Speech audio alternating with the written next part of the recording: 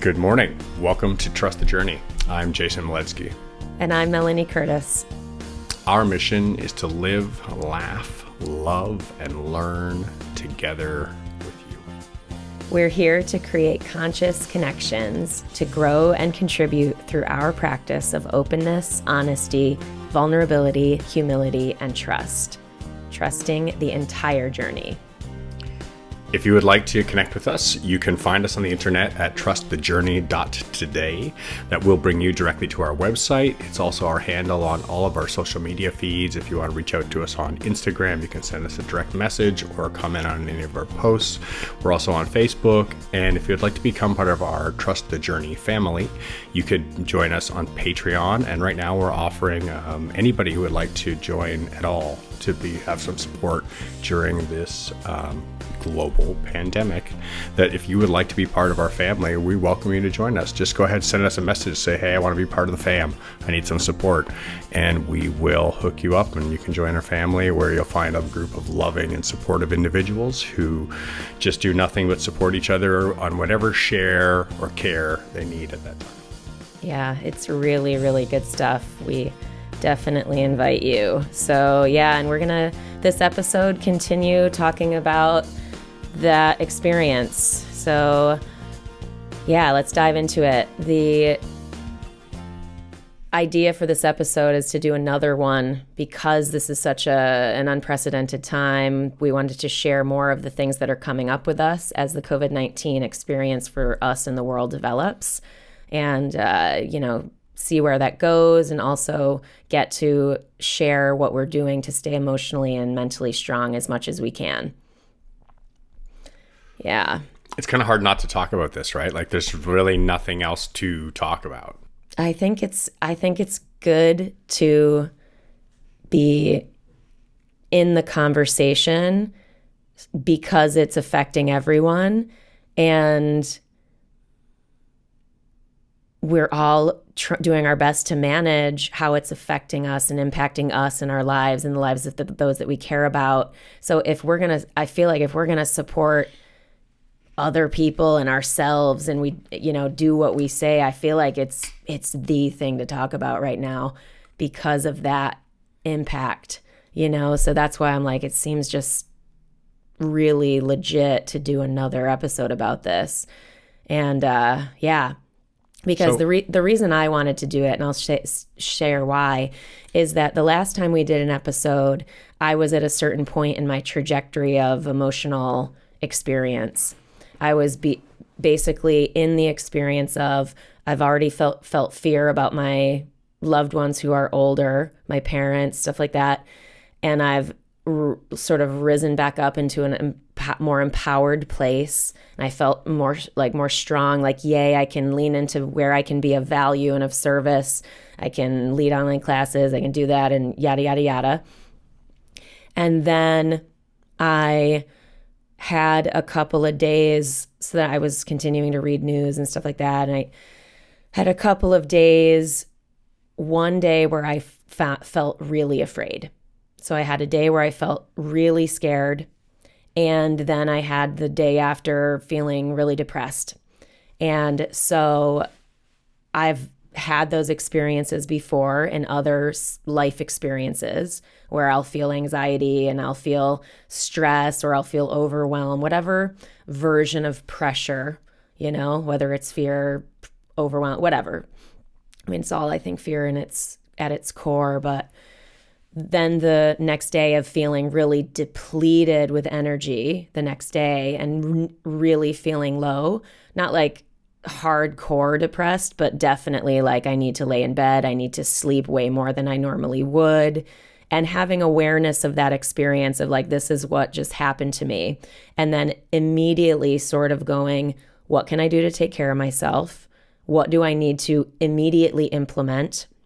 And so I basically immediately implemented less time on Facebook, which made a pretty much immediate positive impact on my emotional health and well-being.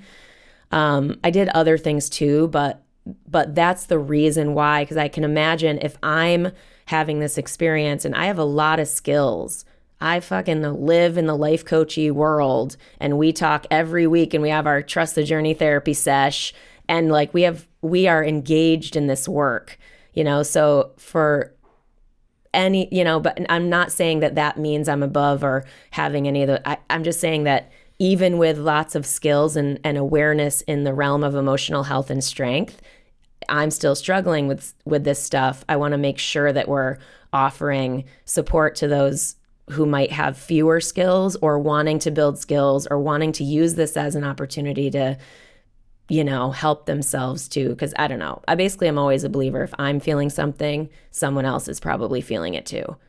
You can pretty much count on that, especially in challenging times whenever there's a pressing topic that's, kind of across the board that everybody's got an awareness of, that in some way it's going to impact everybody in every way possible. So we can pretty much expect that to be the case.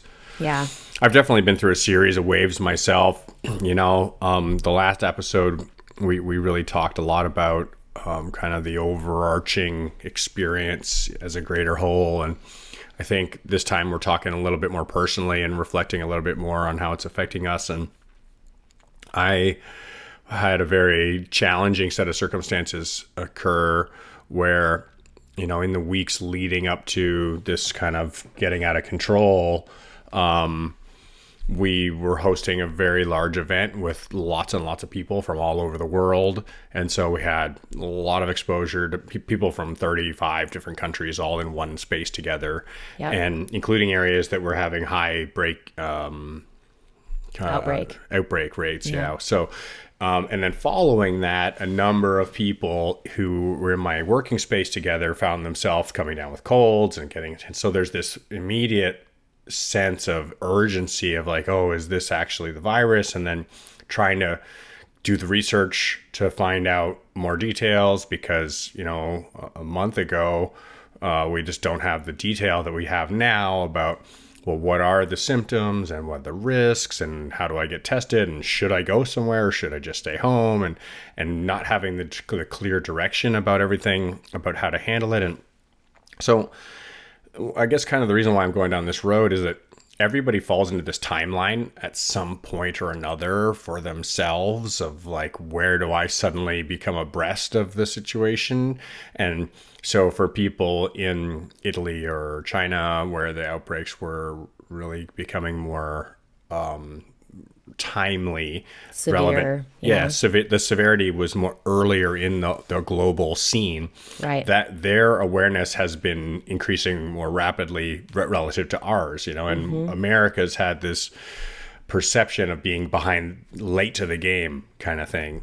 And I feel like, you and I are very lucky to be very proactive people as far as being finger on the pulse globally and information-based learners, people who are always like seeking information, like sponges for information all the time. Right. And totally willing to go out there and look for it and not, if there's any topic, it's a click away, to get information on it, or at least to get a variety of opinions. So, like I said, picking up this ball per se personally. When did I personally pick up the ball? When did you pick up the ball? When did it start affecting us individually? We all have our own timeline on that. And I've now been through this whole wave like you're talking about where I got really sick. And I don't know if I had the regular flu or I don't know if I got exposed to this virus. Right. And I don't know when that happened. But it really took me down for a few weeks and I had all the symptoms of as I learned more and more about it, and I spent time talking with my trusted professionals in the medical industry, I had all the symptoms of the illness, and so I've been social distancing for quite a few weeks now, and it's interesting how it affects us. We go through this whole series of emotional roller coasters, especially when it doesn't always go as you think it will. Yes.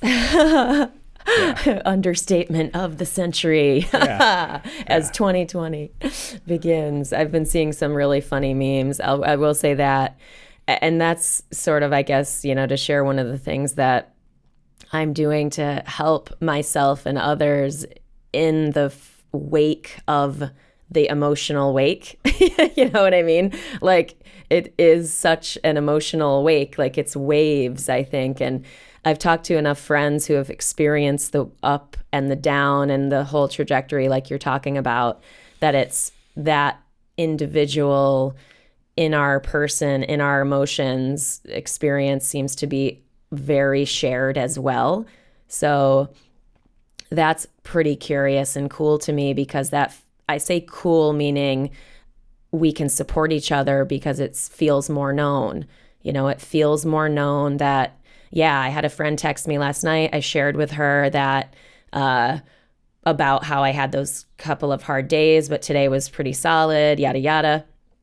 And she was like, yeah, that's me today. So she was sort of in her depressed day. And however many days it takes doesn't necessarily matter. There's no equation or anything like that. It's more to say, I knew how to better support her with more empathy and more gentleness because of what I had experienced. And so for those people who maybe don't have a person to talk to, or people who aren't necessarily in the empathetic space, and you're feeling down and low, hopefully us just sharing our experience helps you to know that you're not. So that's something.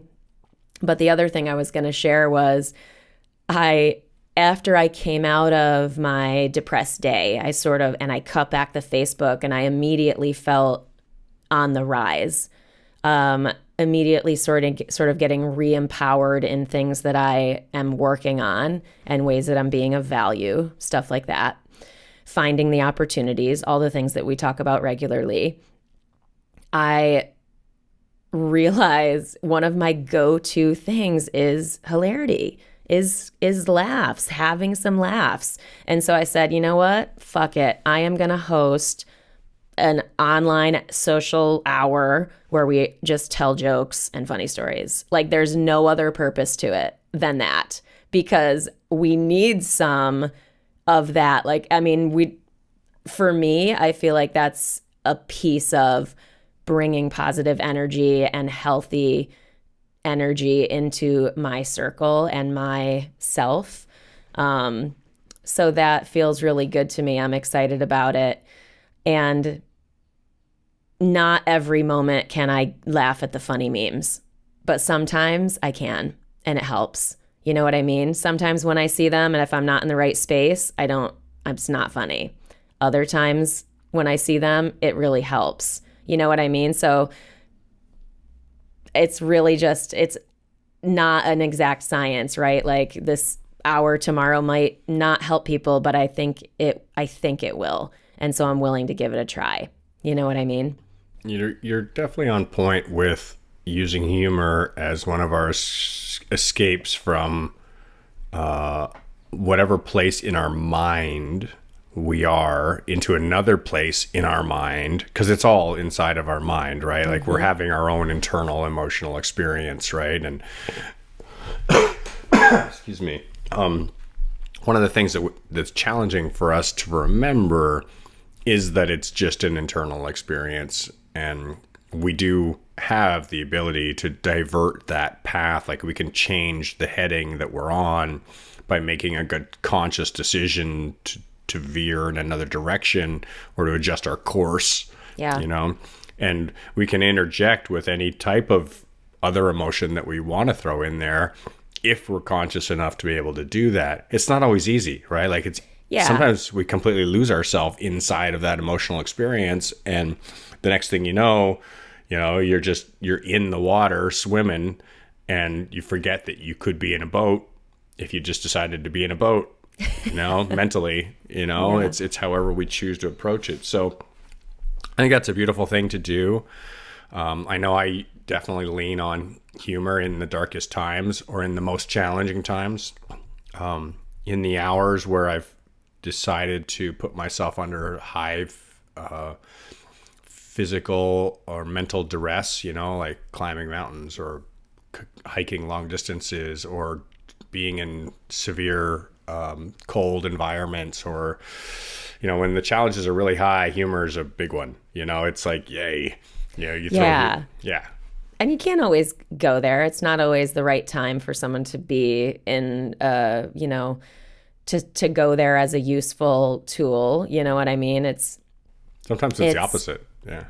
Yeah. It's just, I think, consciousness, because just like anything else, people can use humor, and I just say humor specifically, but it could be any tool. We can overuse anything. We can unconsciously go and have that be an avoidant tool to feel what we're feeling. Another thing that I think is important to mention is the grieving part, and to really recognize that part of the emotional turmoil, that there's so much that has changed, and that it's normal to feel all kinds of things. And again, I know we said this last time, but I just to reiterate that. So depending on where you are, humor might be a good thing to implement. Depending on if you're in another state, something else might be good to implement.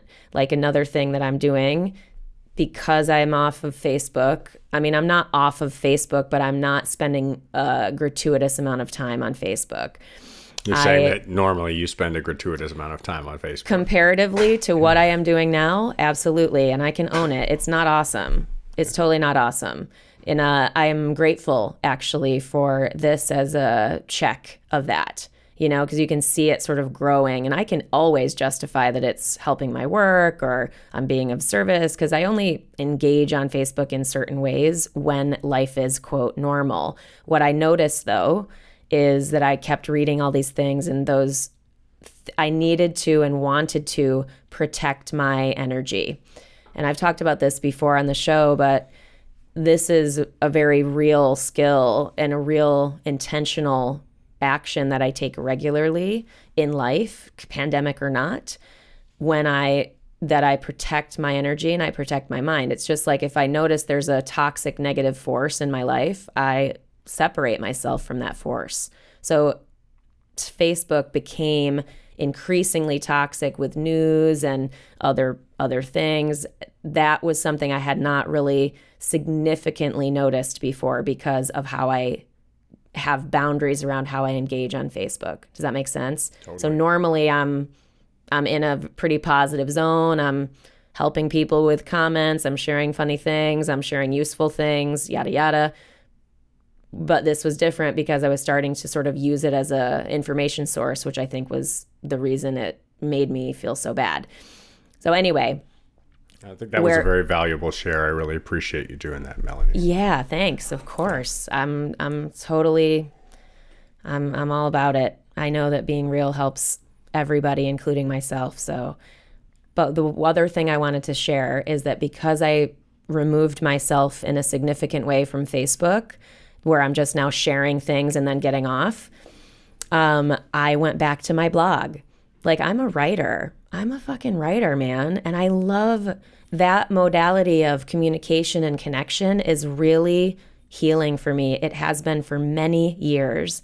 And so what I did was I basically just invited people, if they wanted to stay connected to me, which they could, you can or you don't need to, it's all good, to just sign up for my email list, like all good, but I'm going to be writing more from my blog, and I've already written more, and it's notable the positive impact on me, because I don't feel stressed about, I have to write some thing that's achieving some outcome. It's always to add value. So that's the outcome that I'm going for. It's never to seek. You know what I mean? It's always to add value. So as long as it feels like that, then cool, because that's what gives me good energy too. But it's also, like you said, being real. It's also sharing what's really going on, but with the intent of helping others feel supported. And so anyway, that's really helping me right now as well. Thank you. You're welcome. I've seen an interesting thing happening with a group of my friends, particularly the musicians and DJs. People have all this time, so they're now at home and they're playing music to solace themselves, just like humor. Music's another very powerful way to engage ourselves emotionally, in a sense where it's distracting in a very powerfully positive way, and it can be emotionally expressive in a positive way, whether we're expressing whatever emotion needs to be expressed, or a variety of them being expressed through any musical experience. And it's been really nice to see so many people lean to these powerful tools that we have in our skill sets, in our toolboxes of emotional expression, whether, that includes retracting, being less involved. It includes engaging, being more involved. It includes leaning to things like humor. It includes leaning to things like music, to writing, to creating videos, to communicating, connecting with people, to going inside and maybe journaling, or spending just less time communicating overall, to being more emotionally available to ourselves and meditating. I know there's a lot of people meditating a lot more than they ever have before, for dang sure. Both our hands went up, by the way, for those not watching the YouTube video. Yeah, and everybody that I know that meditates at all is like, oh yeah, I'm meditating every day. Like for sure, like putting some time into being quiet and calm and thinking about how we're feeling and listening to our own thoughts and all those things. So I just kind of wanted to go down that list a little bit and remind everybody that we've got all these things that we can do. And then there's the other side of things too, like being physically active, leading to working out and engaging ourselves. And I know a lot of people doing that too. I've been on that bus as well. Nice. As it I've allows. been slow to join. I've been walking. I've been struggling. I've been walking because I was sick. I was been really challenged to be physically strong enough to actually get a heart rate pounding again and not feel bad because of it, Yeah. So I danced a little bit while doing a puzzle yesterday. You danced while doing a puzzle? I was like, where's my next piece? Where's my next piece? Melanie is the only person I know in the whole planet who dances while puzzling. Keeping it real, homie. Effective way to find the spot for my next spot. I'll dance a little. The energy's flowing through me. Yeah. Awesome. Yeah. So this Saturday, there's a worldwide meditation going on. Awesome. Yeah. What time? It is at 10:30 p.m. Eastern time. Amazing. 10:30 p.m. Eastern time on Saturday, March the 28th. No, that's incorrect. I'm incorrect. Sorry. The date is April 4th. It's next Saturday. April 4th. Yeah, April the 4th at 10:30 p.m. Eastern time. And I will share a link on all of our feeds about that. Cool. And that's everybody meditating for the planet and for the wellness of each other. Global connective energy of people just taking a time to let's all connect. Yeah. I did a 2-minuter of that the other day. It was, like a 2-minute prayer at a certain time. I don't know who did it. I don't know who. Sarah, my roommate, shared it with me. And I said, that's awesome. I'm doing that 100%. Just that concept there. We've talked about humor, we've talked about music, we've talked about all these other emotional engagement ways that we can take care of ourselves and our spiritual self. If we're going to talk about a prayer as an idea, and we could be non-secular here, right? Right. It doesn't matter definitely who we pray non-secular. to. Yeah. It doesn't matter who we pray to. We all pray to some part of ourselves. Yeah. Right. We're reaching inside and going, some part of me needs to reach out to some part of something, know? And that's great. Do that. Go inside, take a minute and go, what part of me would like to ask for help? And how can I ask myself to have help in this situation? Because asking for help is in a lot of ways it's surrendering, and it's surrendering to being okay, to being in need. Yeah. And being okay with being in need allows us to actually receive where we can receive. And first we have to be willing to say, I need something. I need help in some way. And we all know how hard it is to say I need help. Yeah. So that simple act of a prayer or a meditation or an expression of gratitude, they all fall in the same category for me of saying, I could really use a little bit of something right now. So thank you for giving this moment for something. Yeah.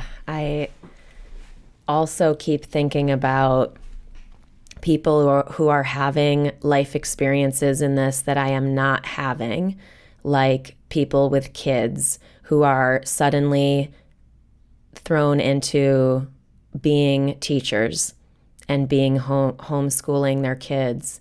And I am like imagining the challenge of that radical change. You know what I mean? Having such compassion for how that must be for people. It must be wonderful in a lot of ways and so challenging in others. Like seeing memes where I think it said something like, and it's not a funny meme, but just like a, quote, picture, whatever, where it said, you just keep them alive, and that I think is so relevant because everybody has such, I would guess, has such less bandwidth. Like we are not able to be as productive as we are normally, quote unquote. So like there is just so much more going on that I like want to consistently keep reminding myself and others that we're talking about all this stuff to take care of ourselves. And that could hit some people as like, I don't have fucking time for that. I'm in survival mode. I don't know where my next paycheck's coming from. I don't, I'm maybe under major financial duress. Like that's the other sort of section of society that I keep thinking about a lot are people who have lost their entire income. They have lost their jobs and now they're wondering what's going to happen with their livelihood and ability to pay for their lives and needs. And so I just want to speak compassionately to that experience that I can't actually understand deeply, fully myself because I'm not in it, but empathetically, I put myself over there in those shoes and I try to imagine the challenge that experience is, having financial troubles earlier in my life, like those types of experience going, that was really intensely stressful. And when we are in and having kids home all day and needing to then be in charge of their education and well-being at all hours of the day when we're used to working at a job in some other place or used to having the house entirely empty, those experiences, the bandwidth has got to be less for what you normally do. And even I experience it having my home life relatively the same. My days in my house are relatively the same. It is different that I'm not going to New York City and I'm not going out, obviously, or doing anything like that. I'm not seeing people, but the way I function in the actual home is not too changed. Anyway, I just want to say that because I'm imagining some of our listeners are experiencing that, and I'm with you, and we love you, and watch the bandwidth and be gentle with yourself too. I can definitely relate to what you're saying there. I have a lot of my day-to-day really isn't changing very much for the most part because I do work from home most of the time. This view that you're seeing through your screen right now, if you're watching on the YouTube, this is where I spend most of my time as far as my days in the office is right at my desk here. And I do a lot of conference calling. I do a lot of working with other people remotely, developing the business. And one of my coworkers has her daughter at home now, and she's in the background. She's working from home, and she's like, oh my God, I'm so glad I have a teacher every day to take care of her because I love her, but I just don't know. I don't have the bandwidth, the time, the pre-planned structure of how to fill all that space and time with something that's going to feed emotionally and mentally the child's development and, carry them along on their journey to adulthood. So it's definitely a huge one. And I'm sure that, everybody in some way is feeling the the financial fears Correct. that are coming along, right? Because sure. it doesn't matter what sector of society you're in, Yes. except perhaps the 1%, that everybody has a relationship to like, oh, is this going to be a global recession? Is there going to be some kind of great big economic downturn? How's this going to affect everybody's well-being?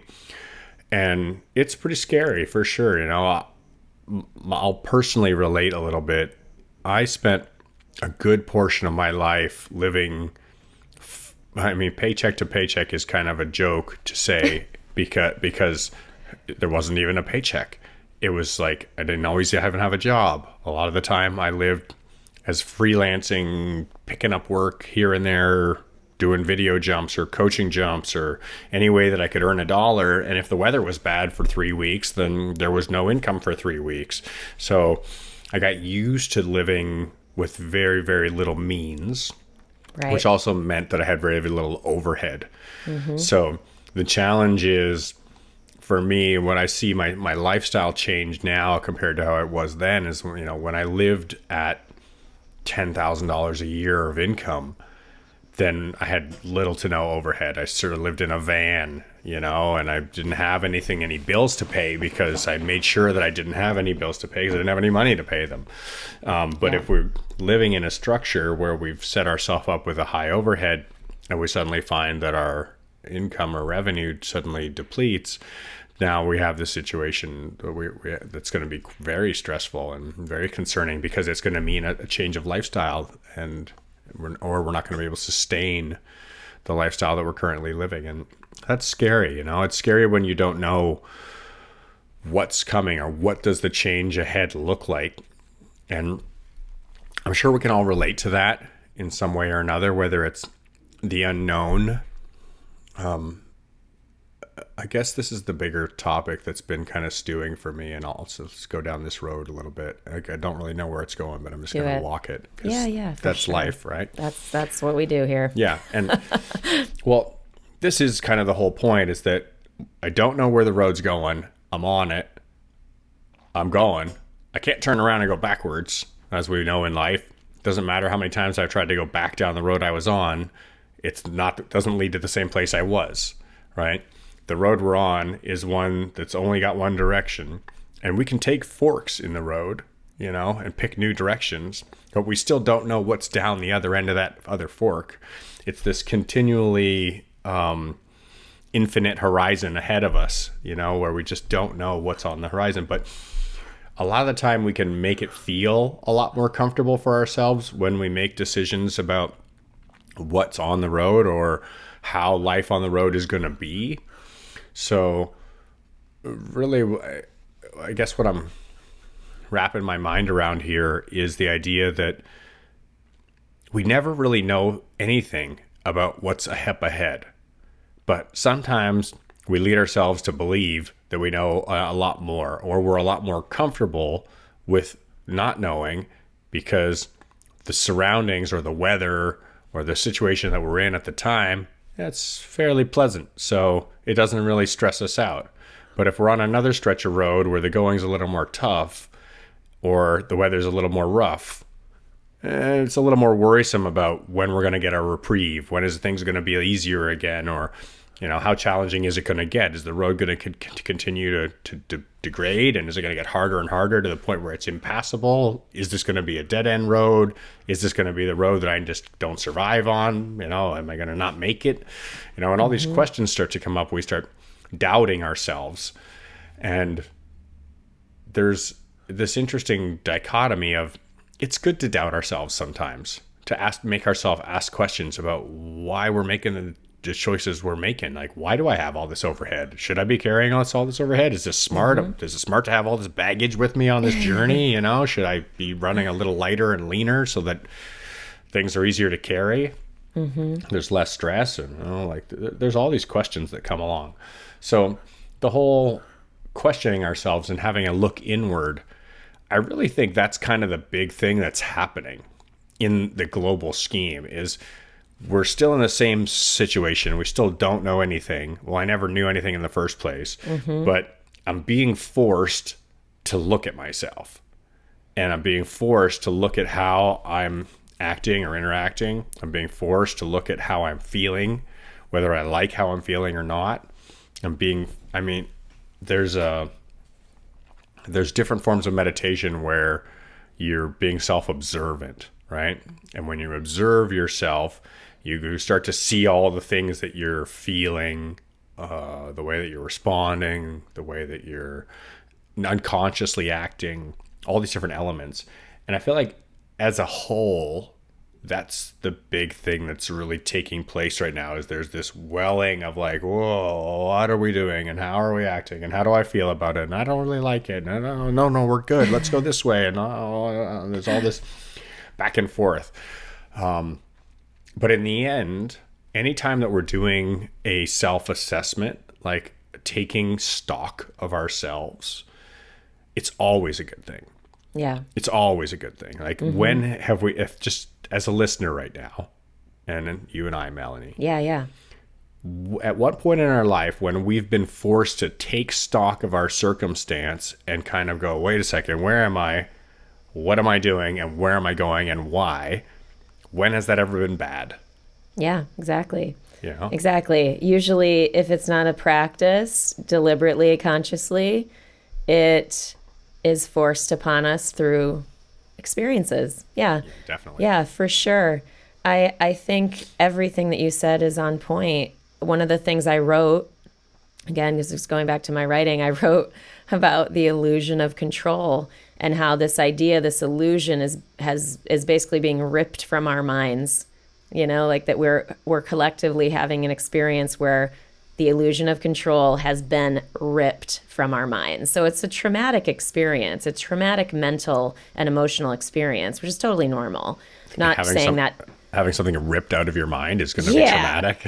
Yeah, like, I mean, gosh, we could talk about our, the psychedelic ceremonies and the deep healing. Like, those are theoretically traumatic experiences, but they're traumatic in a very positive, healing way. They're intense in a deeply healing way. I was thinking about heartbreak myself. Heartbreak is another one. Totally. Well, and that's where I was going, is this is an opportunity for us to look at where we are attached to things not changing. Like, I would love for things to continue. And this is just a very simple example. There's plenty of global things that I would say, but this is a more digestible example of this, is that I would love to stay in this house. I really like where we live. I like our apartment. I like where it's located in the town. I like the physical inside of the home. I like where I live now, right?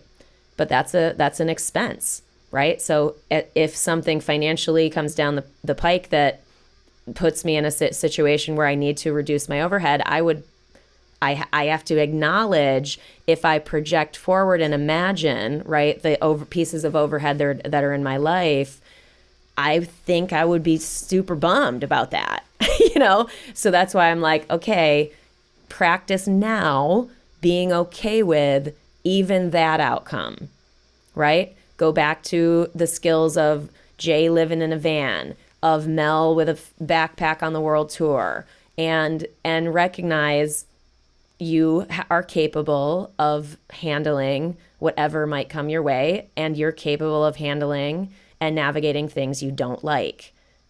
So I keep going back to that as a baseline as well, being like, I don't like this, obviously. Like, I don't like this. This sucks. You know what I mean?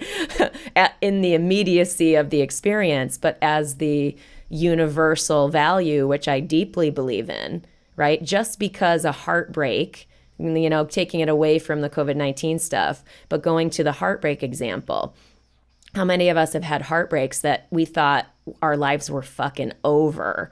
We were like, illusion of security ripped from our minds. Things changed in an instant, and we were forced on a different road that was completely insecure and completely unknown, right? Most of us have had that experience, and it's a really, really good and beautiful parallel to this when we talk about those overreaching concepts of really going, oh, wait, I don't have control. Okay, cool. What do I have control over? My own integrity. I have control over taking opportunities where they come my way, even if I don't like them, You know, that's big. Your attitude and your breath. How you decide to feel about something and how I choose to control my physical response to it by putting my breathing in.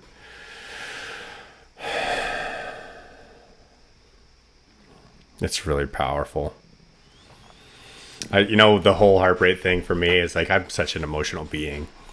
And I can't tell you how many times I've been just like head over heels thinking that my whole life is completely dependent upon that integrated relationship that I'm in, with this particular person. And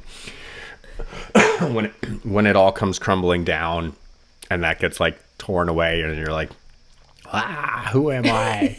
Who am I? And how can I go on? How can I possibly live? How can I love myself? I'll never love another person, all these things, including myself, Oh my gosh. We are funny beings, aren't we? It's amazing. And like, we are funny beings. We're born as kids and we don't have this like connection to some person at that time, and our lives are pretty dang good for the most part, even however challenging they are. And at some point we find somebody and like, oh, you're nice, I like you, and then we make our whole life about them in whatever way. And when we lose them, we're like, nothing now.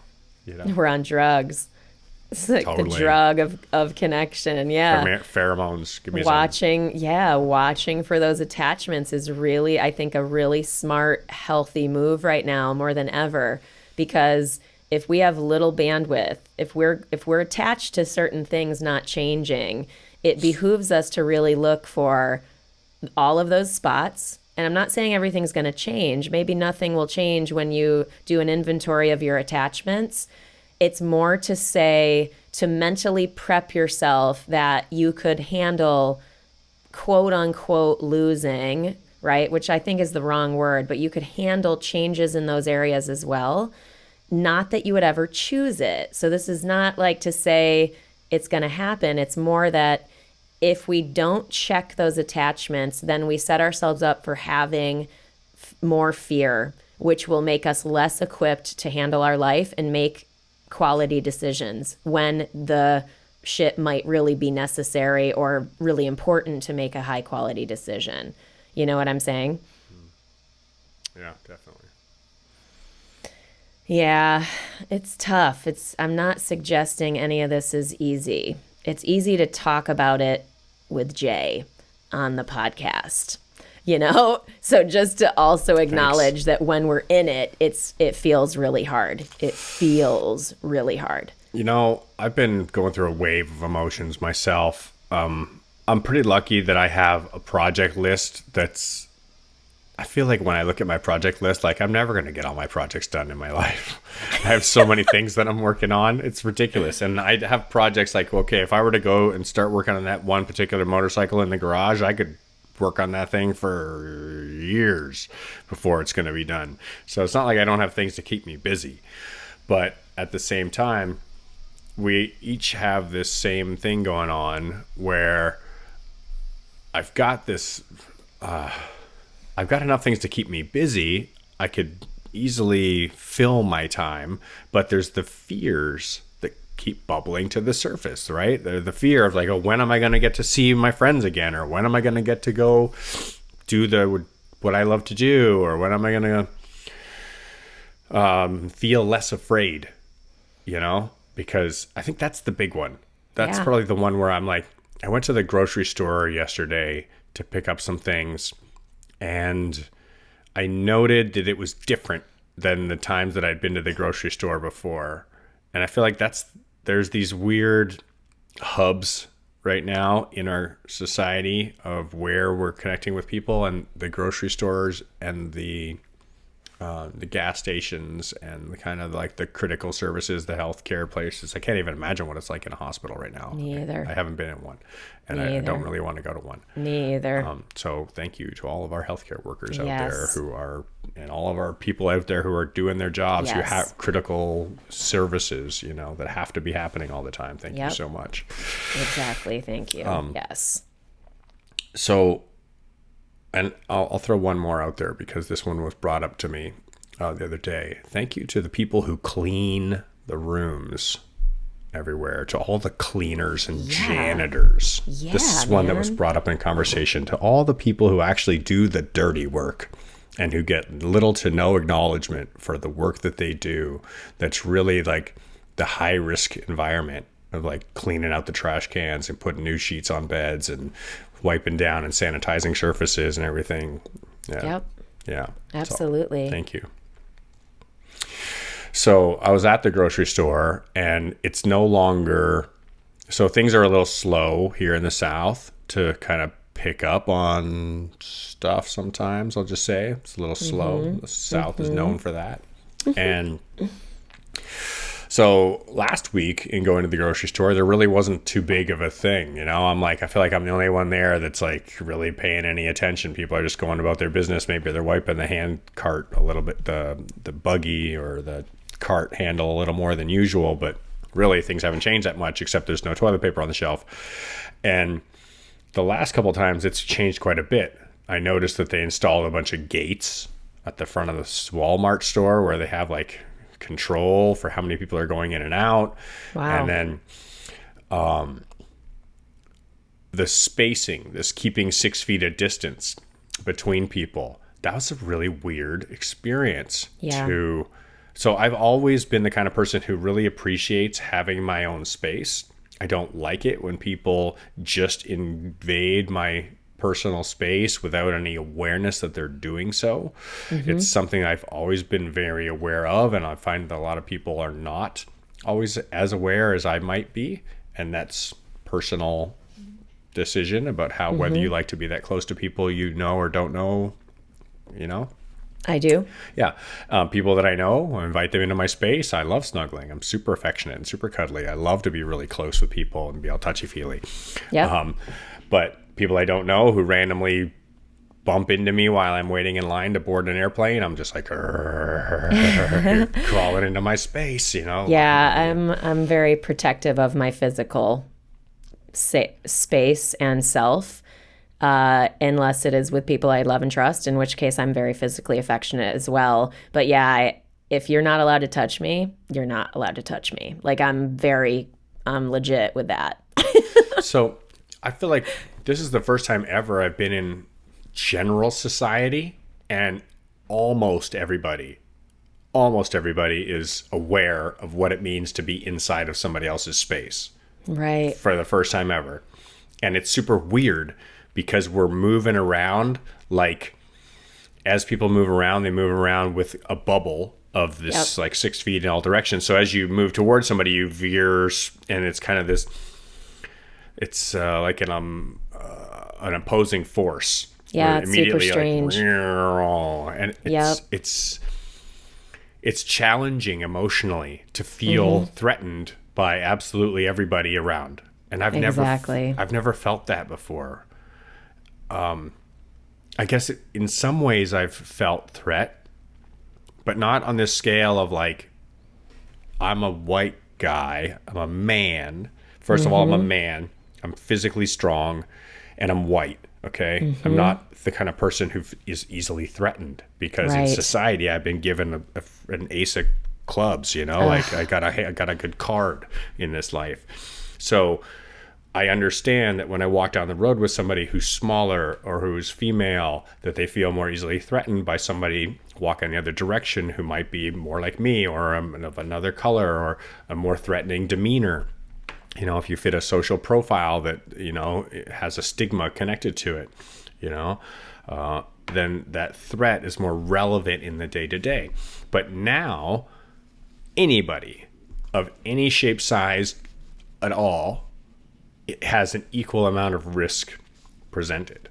So it can be a tall person, a short person, an old person, a young person, middle age, anybody at all. And it's actually, I feel like the greatest risk is the person who's the least informed. Like the one who's the least aware of themselves is the one who's the greatest risk, because they're the most likely to be acting in a way that's inconsiderate or disrespectful to the health and well-being of the others around them.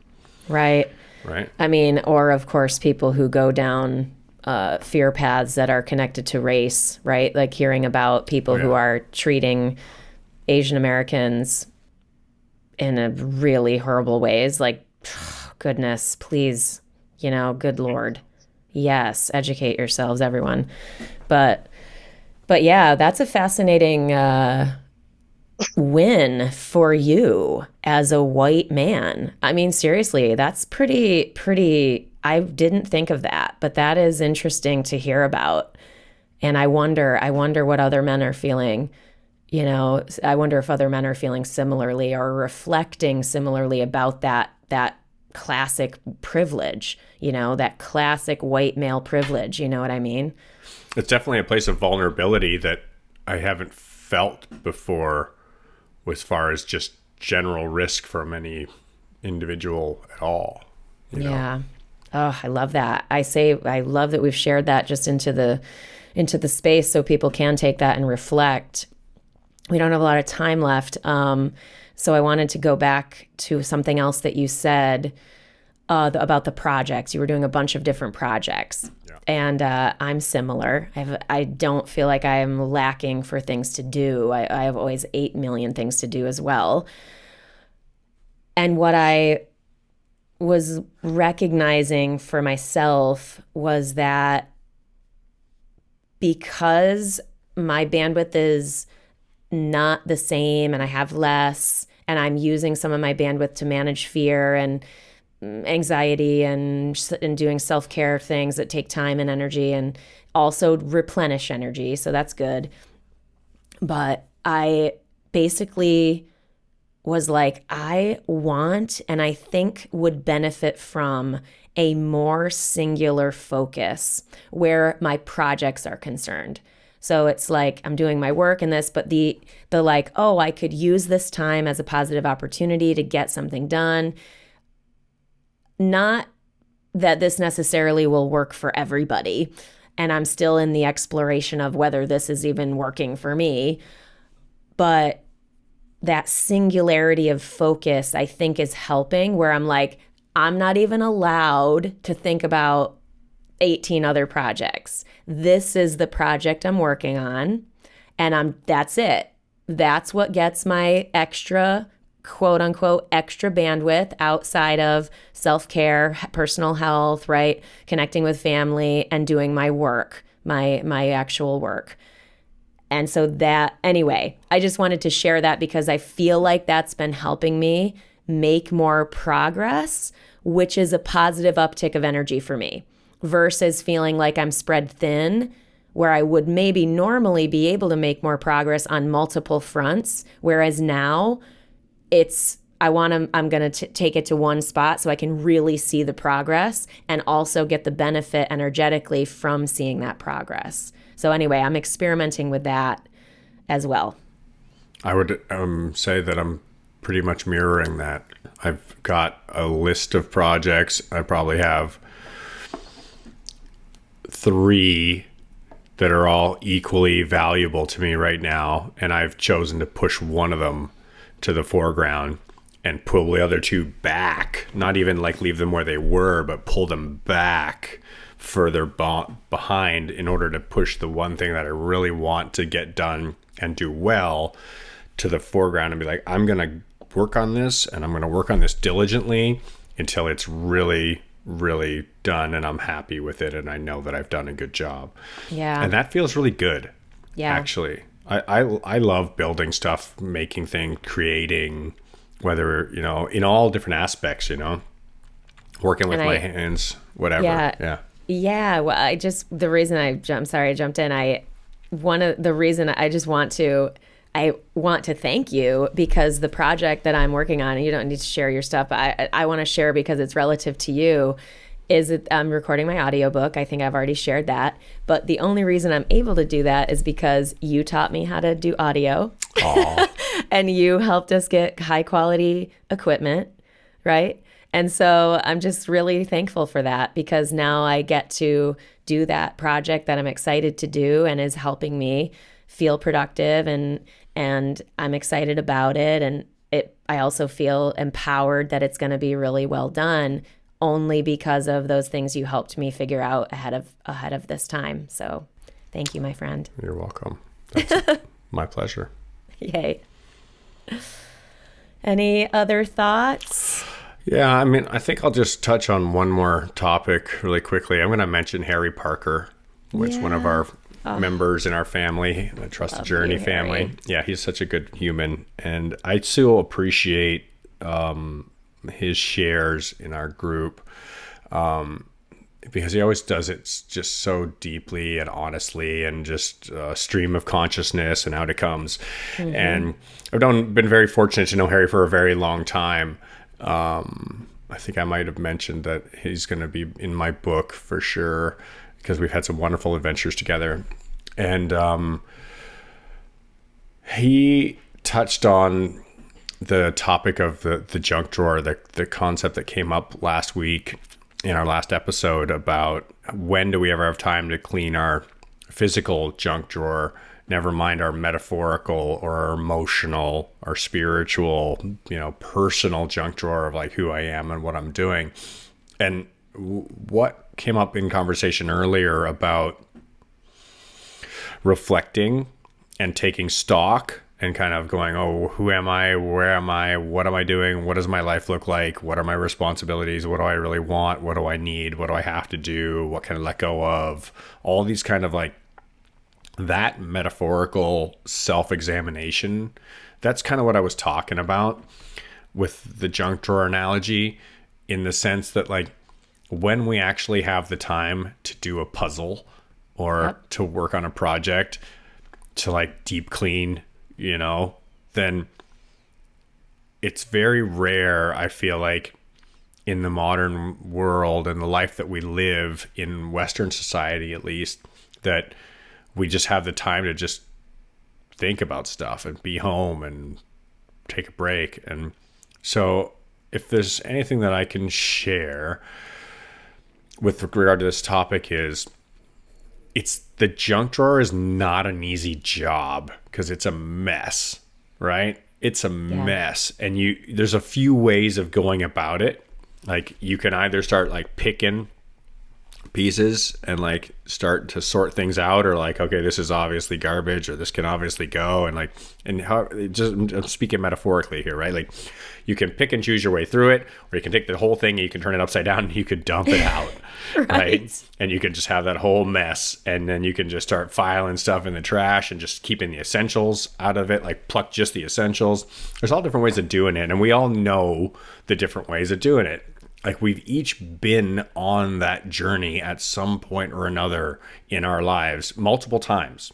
It's not been once, it's not been twice. Like it's multiple times in our life at the different phases that we go through in our development where we say, oh yeah, actually I have to do a total stock, inventory of myself and see where I am and what's going on and what I really care about. What do I need to keep? What's important to me? And if I have to move forward without all this stuff, what do I want to take? Yeah. It's like moving, right? When do you dump the junk drawer out? Is when you move, right? Yeah. And I think that's what's happening in a lot of our lives right now is emotionally we're being forced to move to another phase of self-awareness, right? So I love that for humanity. I actually really love that for humanity. I still have really deep hope and trust that this is really good for us, even though it's painful. Well, I know it is. Yeah, even though it's painful. And I mean, on that note, guys, be gentle with yourselves, celebrate wins, big and small. I was joking about, I put on jeans yesterday, but like I put on jeans yesterday, like that was a thing. I was happy about that. And we can get into those small practices too. So the big stuff, the small stuff, it all makes a difference and a positive impact on how we feel and how we are able to be capable during this time. So yeah. Any final thoughts? There's so much more we could always say, but we love you. Love, yes, love. Jay's holding up a love. I don't know what it is, but it looks like it's just shiny little hologram of love. Shiny little hologram of love. Yeah, and like we said, you guys, please join us in the Trust the Journey family if that kind of connection will help you. It's basically conversations like we have here on the podcast, just with the expanded family. So drop us a line, DM us on Instagram at trustthejourney.today. And yeah, we'll add you, and we love you and all of the things. Any final thoughts, my friend? Thank you. Yeah, thank Big you. thank you to you, Melanie, for always, being the other side of this, and to everybody who's listening. A huge thank you. I can't say enough of how reciprocal this experience is. I mean, oftentimes it feels quite isolated between Melanie and I, because we see each other's face. We are the ones that converse, but then there's this wave of messages and shares and thank yous and, oh, I listened to your show, and people reaching out from the other side of the planet to say, oh yeah, I heard that episode, it really helped me. And it means so much to both of us to receive that feedback, and to also know that the work that we do here is helping to affect things in a positive way, because that's really all we care about, is that somebody's getting some value out of the conversation that we're having. Yeah, 100%. And again, every week we say it, but we really do mean it. Keep laughing, keep loving, and keep trusting the journey now more than ever. And we love you so much. Love you.